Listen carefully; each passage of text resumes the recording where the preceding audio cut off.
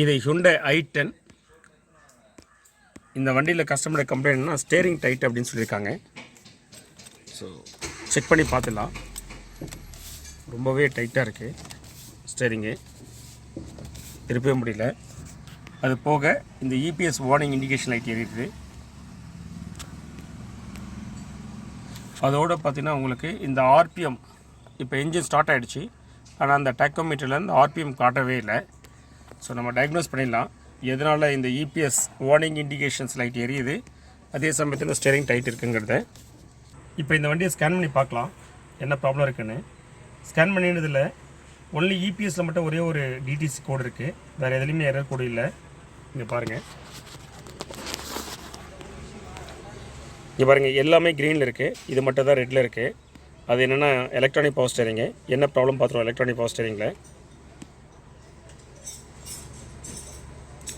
Engine speed input malfunction, சரிங்களா? என்ன error கூட பார்த்தா engine speed input malfunction. So இந்த வண்டியில் இந்த ஸ்டேரிங் டைட்டாக இருக்கிறதுக்கும் இந்த EPS வார்னிங் இண்டிகேஷன் லைட் எரியதுக்கான காரணம் வந்து பார்த்தீங்கன்னா, இந்த பேசஞ்சர் சைடு இங்கே வந்து ஒரு ECM இருக்கும். இந்த ECM தான் நாட் ஓகே, அதனால தான் இந்த ஸ்டேரிங் டைட்டாக இருக்குது. ஆனால் இங்கே பார்த்தா உங்களுக்கு தெரியும் ECM வந்து கரெக்டாக இருக்கிறதா காட்டும். இங்கே பாருங்கள், என்ஜின் கண்ட்ரோல் மாடல் நார்மல் சொல்லி காட்டும். அதனால தான் நிறைய பேர் இந்த தப்பு பண்ணுறாங்க. So engine control model normal அப்படின்னு சொல்கிறதுனால இது க்ரீனில் வேறு இருக்குது இல்லையா, அதனால் இது ஓகே, இதுலேருந்து பிரச்சனைன்னு சொல்லிட்டு எலக்ட்ரானிக் பவர் ஸ்டேரிங் ரெட்டு காட்டுறதுனால electronic power steering control model ஒன்று இருக்குது. அது வந்து இங்கே இருக்கும், இந்த ஸ்டேரிங் பாக்ஸ் கீழே இருக்கும். அந்த எலக்ட்ரானிக் பவர் ஸ்டேரிங் கண்ட்ரோல் மாடலை மாற்றிடுவாங்க. மாற்றினா துட்டு தான் செலவாகும், சரியா? ஆனால் ப்ராப்ளம் சால்வ் ஆகாது. இந்த கேஸில் பார்த்தீங்கன்னா இந்த ECM இதை தான் கரெக்ட் நம்ம சரி பண்ணணும். நமக்கு 3 சான்ஸ் இருக்குது அந்த ECM சரி பண்ணுறதுக்கு. ஒன்று பிராண்ட் நியூ ECM வாங்கி போடுறது, இல்லாட்டி வந்து பார்த்தீங்கன்னா இந்த ECM ரிப்பேர் பண்ணி போடுறது. ஒருவேளை இந்த ECM ரிப்பேர் பண்ணி போட முடியாத நிலைமை ஆகிடுச்சு, நாட் ஓகே ஆகிடுச்சு, ரெடி பண்ண முடியல அப்படின்னா செகண்ட் ECM வாங்கி தான் போடணும். இப்போ நம்ம இந்த ECM ரிப்பேர் பண்ணி போடுவோம். ஓகே, நான் சொன்னேன் இல்லையா, அதாவது பேசஞ்சர் சைடு இங்கே கீழே இங்கே பாருங்கள், இந்த ECM இங்கே தான் இப்படி இருக்கும், இப்படி உள்ளே இருக்கும். இதை நான் இப்போ கழட்டி போய் எடுத்திருக்கேன், சரிங்களா? இந்த ECMோட மவுண்டிங் ப்ராக்கெட் இது, இதில் கழட்டி போய் எடுத்துருக்கேன். இப்போ இதை ரிப்பேர் பண்ணி தான் நம்ம இந்த வண்டியில் போட போகிறோம். போட்டு ப்ராப்ளம் சால்வ் ஆகிடுச்சாலும் செக் பண்ணுவாங்க. இந்த ஒர்க் பண்ணுறதுக்கு இந்த டூல் இருந்தாலே போதும், சரிங்களா? ஆனால் இந்த எக்ஸ்டென்ஷன்லாம் இருக்கும், இந்த எக்ஸ்டென்ஷன்லாம் இதெல்லாம் இருந்துச்சுன்னா கரெக்ட்லாம் கொஞ்சம் சிரமமாக தான் இருக்கும். நல்லா கமிட்டடாக இருந்து நீங்கள் கொஞ்சம் பெண்ட் பண்ணி ஸ்ட்ரெயின் பண்ணி ஒர்க் பண்ணுறது ரெடியாக இருந்தீங்கன்னா நீங்களே காட்ட முடியும். இல்லை உங்களால் முடியாது அப்படின்னா நீங்கள் பக்கத்தில் உள்ள மெக்கானிக் ஷாப்பில் எங்கேயாச்சும் கொடுத்தீங்கன்னா யார் வேணால் அதை காட்டி கொடுப்பாங்க, சரியா? இப்போ இந்த ECM ரெடி பண்ணிட்டு வந்து இப்போ இந்த மாதிரி நான் ஃபிக்ஸ் பண்ணிட்டேன், சரிங்களா? சீலண்டும் போட்டேன் கம்ப்ளீட்டாக, வாட்டர் வந்து பார்த்தீங்கன்னா உள்ளே என்ட்ரி ஆகக்கூடாதுன்னு. ஸோ இந்த மாதிரி கனெக்ட் பண்ணிட்டேன். இப்போ செக் பண்ணி பார்த்துடலாம் ப்ராப்ளம் சால்வ் ஆகிடுச்சா இல்லையான்னு. வியூவர்ஸ், நம்ம சேனல் இது வரைக்கும் சப்ஸ்கிரைப் பண்ணாமல் தான் ப்ளீஸ் சப்ஸ்கிரைப். அது போக சேனல் ப்ரொமோஷன் ஆஃபராக உங்கள் வண்டியில் செக் இன்ஜின் லைட் வந்துச்சு அப்படின்னா எதனால் வந்திருக்கு அப்படிங்கன்னு செக் பண்ணி ஸ்கேன் பண்ணி பார்த்து சொல்கிறதுக்கு 50% டிஸ்கவுண்ட்டில் தரோம் நம்மளுடைய சப்ஸ்கிரைபருக்கு, சரிங்களா? வாங்க வீடியோக்குள்ளே போகலாம். இப்போ நம்ம வண்டியை ஸ்டார்ட் பண்ணுவோம். இக்னிஷன் ஆன் பண்ணிட்டேன், வண்டியை ஸ்டார்ட் பண்ணுறேன். வண்டி ஸ்டார்ட் பண்ணியாச்சு.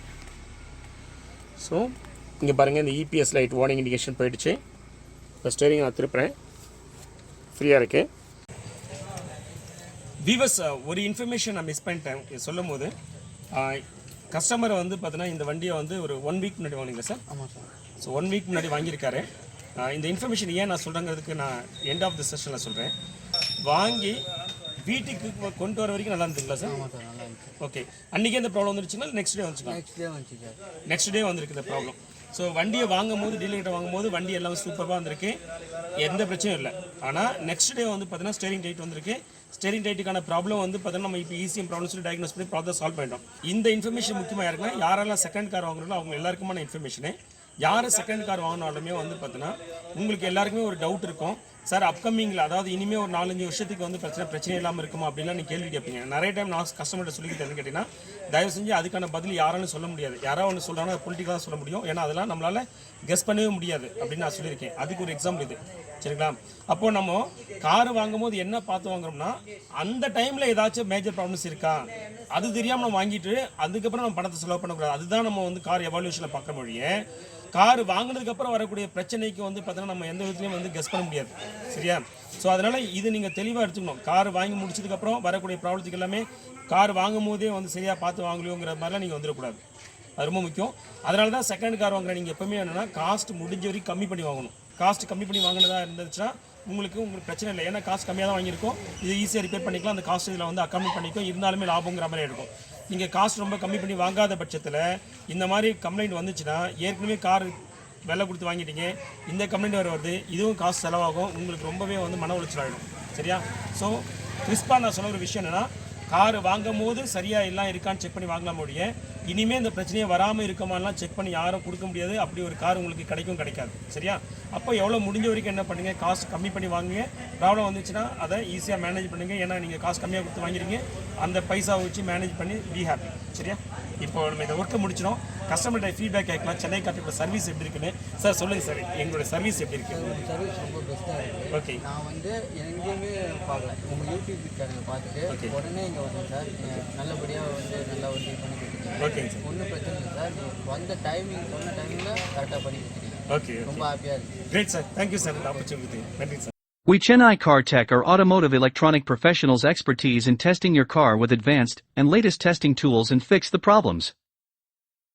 Our specialty is servicing multi-band premium cars like Mercedes-Benz, BMW, Audi, Volkswagen, Skoda etc.